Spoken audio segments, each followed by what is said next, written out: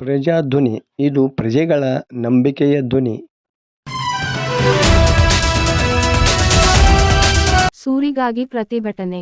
ವಿವಿಧ ಬೇಡಿಕೆಗಳನ್ನು ಈಡೇರಿಸುವಂತೆ ಒತ್ತಾಯಿಸಿ ಸೋಮವಾರ ಗದಗ ಜಿಲ್ಲಾ ಕೊಳಚೆ ನಿವಾಸಿಗಳ ಹಿತರಕ್ಷಣಾ ಸಮಿತಿ ವತಿಯಿಂದ ಪ್ರತಿಭಟನೆ ಮಾಡಲಾಯಿತು.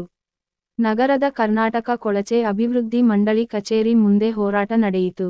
ಗದಗ ಬೆಟಗೇರಿ ಅವಳಿ ನಗರದ ಸ್ಲಂ ಪ್ರದೇಶಗಳ ಅಭಿವೃದ್ಧಿ ಮತ್ತು ಅಘೋಷಿತ ಗುಡಿಸಲು ಪ್ರದೇಶಗಳ ಪೋಷಣೆಗೆ ಆಗ್ರಹಿಸಿದರು. ಹಾಗೆ ಪ್ರಧಾನ ಮಂತ್ರಿ ಆವಾಸ್ ಯೋಜನೆ ಅಡಿಯಲ್ಲಿ ನಿಜವಾದ ಫಲಾನುಭವಿಗಳಿಗೆ ಯೋಜನೆ ಜಾರಿ ಮಾಡಬೇಕು ಎಂದು ಸ್ಲಂ ಸಮಿತಿ ಅಧ್ಯಕ್ಷ ಇಮ್ತಿಯಾರ್ ಮಾನ್ವಿ ಒತ್ತಾಯಿಸಿದರು.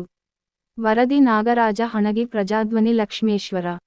ಗದಗ ಜಿಲ್ಲಾ ಕೊಳಚೆ ನಿವಾಸಿಗಳ ಹಿತರಕ್ಷಣಾ ಸಮಿತಿಯ ಸಂಯುಕ್ತ ಆಶ್ರಯದಲ್ಲಿ ಇವತ್ತೇನು ಗದಗ ಬೆಟಗೇರಿ ನಗರದಲ್ಲಿ ಸುಮಾರು 48 ಕೊಳಚೆ ಪ್ರದೇಶಗಳು, ಅದರ ಜೊತೆಗೆ ಅಘೋಷಿತವಾಗಿರುವಂಥ ಸುಮಾರು 20ಕ್ಕೂ ಹೆಚ್ಚು ಕೊಳಚೆ ಪ್ರದೇಶಗಳನ್ನು ಇವು ಏನು ಪ್ರಧಾನಮಂತ್ರಿ ಆವಾಸ್ ಯೋಜನೆ ಅಡಿಯಲ್ಲಿ ಸುಮಾರು 863 ಮನೆಗಳು ಮಂಜೂರು ಮಾಡಿದ್ದಾರೆ.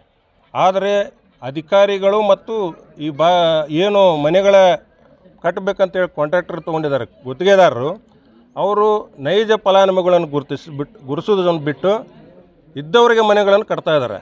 ಅದರ ಜೊತೆಗೆ ಸುಮಾರು 2 ವರ್ಷಗಳ ಹಿಂದೆ ನಗರದ ಸುಮಾರು ಸ್ಲಮ್ಗಳನ್ನು, ಅಘೋಷಿತ ಗುಡಿಸಲು ಪ್ರದೇಶಗಳನ್ನು ಘೋಷಣೆ ಮಾಡಿರಿ ಅಂತೇಳಿ ನಾವೇನು ದಾಖಲೆಗಳು ಕೊಟ್ಟರು 2 ವರ್ಷ ಆದರೂ ಅಧಿಕಾರಿಗಳು ಮಾತ್ರ ಘೋಷಣೆ ಪ್ರಕ್ರಿಯೆ ಇನ್ನೂವರೆಗೂ ನಡೆಸಿಲ್ಲ. ಹಂಗಾಗಿ ಇನ್ನೂ ಸುಮಾರು ಸಮಸ್ಯೆಗಳಿಟ್ಕೊಂಡು ಇವತ್ತು ನಾವು ಕೊಳಗೇರಿ ಅಭಿವೃದ್ಧಿ ಮಂಡಳಿಯ ಕಚೇರಿ ಮುಂದೆ ಪ್ರತಿಭಟನಾ ಧರಣಿಯನ್ನು ನಡೆಸ್ತಾ ಇದ್ವಿ. ನೂರಾರು ಸ್ಲಮ್ ನಿವಾಸಿಗಳು ಈ ಪ್ರತಿಭಟನೆಯಲ್ಲಿ ಭಾಗವಹಿಸ್ತಿದ್ದಾರೆ.